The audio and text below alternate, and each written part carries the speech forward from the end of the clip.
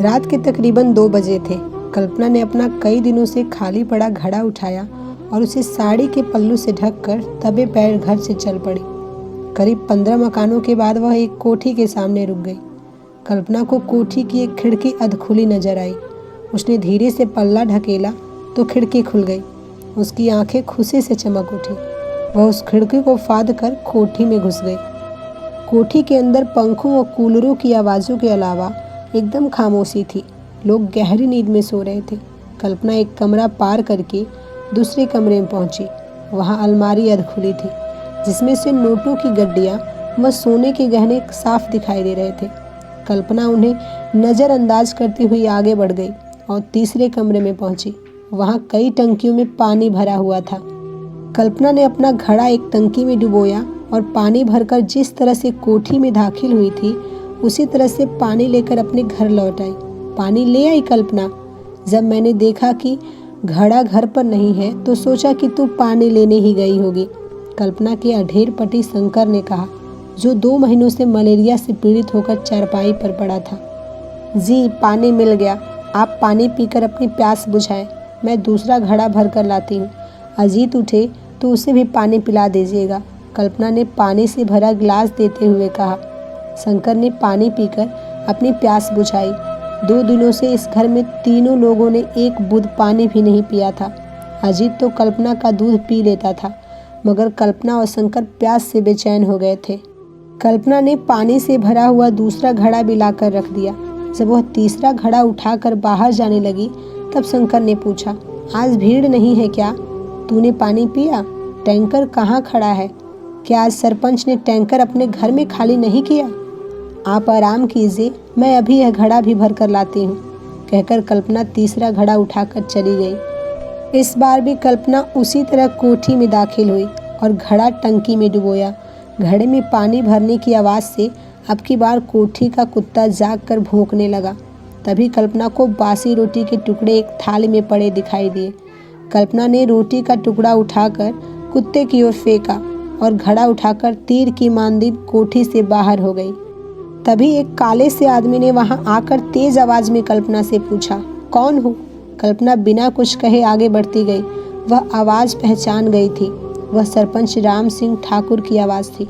सरपंच ने कल्पना का पीछा करते हुए कहा, चोर कहीं की, पानी चोर, शर्म नहीं आती पानी चुराते हुए? इतना कहकर सरपंच ने कल्पना को दबोच लिया।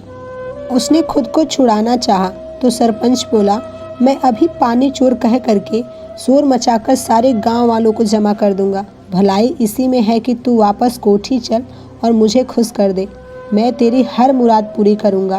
चल हट, हाथ छुड़ाते हुए कल्पना ने कहा। सरपंच ने जब देखा कि कल्पना नहीं मान रही है तो उसने चोर चोर पानी चोर कह करके जोर जोर से आवाज़ें लगानी शुरू कर दी। आवाज़ सुनकर गांव वाले लाठी व फरसा लेकर कोठी के पास जमा हो गए। कुछ लोग लालटेनें लेकर आए। मामला जानने के बाद कुछ लोग कल्पना से हमदर्दी जताते हुए कह रहे थे कि बेचारी क्या करती, 2 दिनों से उसे पानी नहीं मिल रहा था।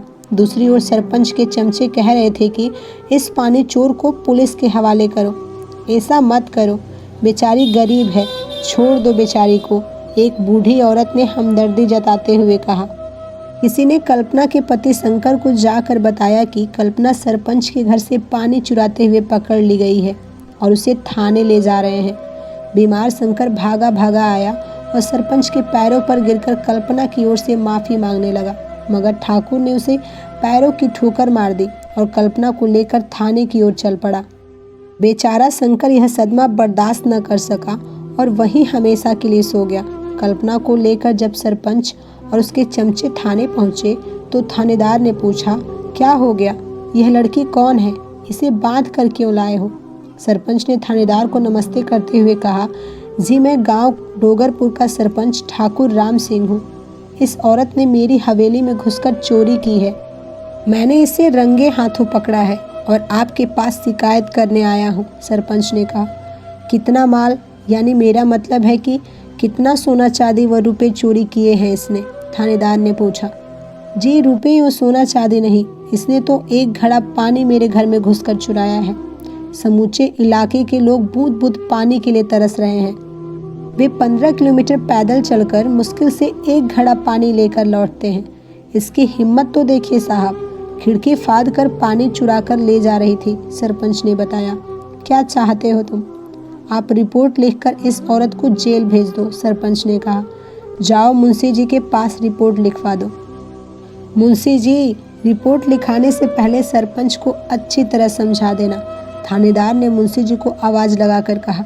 मुंशी जी ने सरपंच को एक ओर ले जा कर के उसके कान में कुछ कहा। अरे हेड साहब, मैं कई सालों से सरपंच हूँ, मैं अच्छी तरह जानता हूँ कि बिना लिए दिए आजकल कोई काम नहीं होता है। सरपंच ने जेब से नोटों की 2 गड्डियाँ निकालकर मुंशी जी के हवाले कर दी।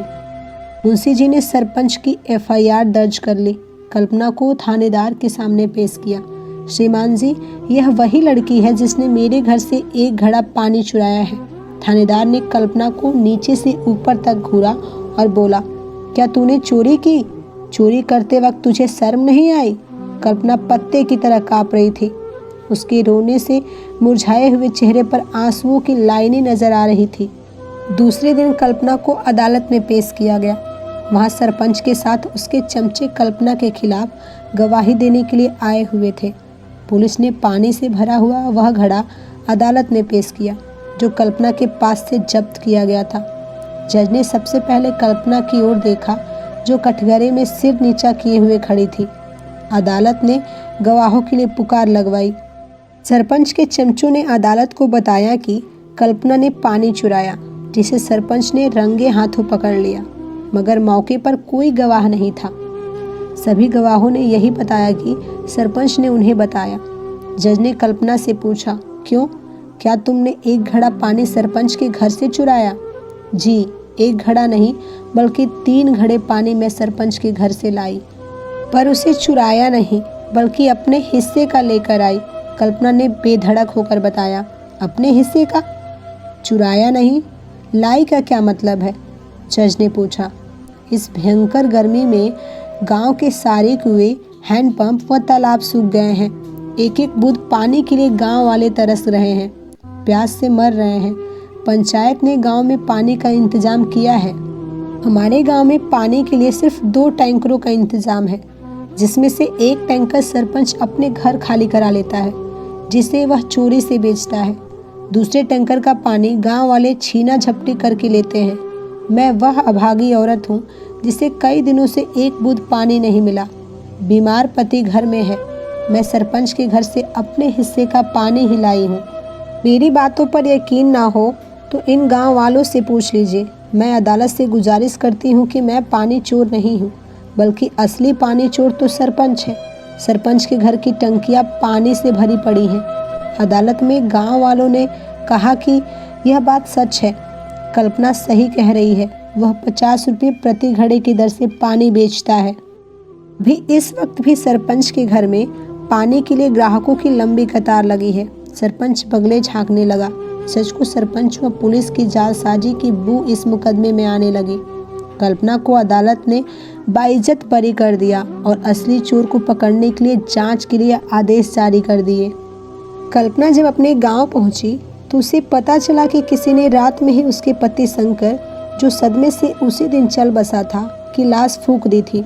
जब कल्पना अपने घर पहुंची तो उसका अबोध लड़का अजीत भी हमेशा के लिए सोया मिला। कल्पना ने जैसे ही अपने बेटे की लाश को देखा तो उसकी जोर से चीख निकल पड़ी।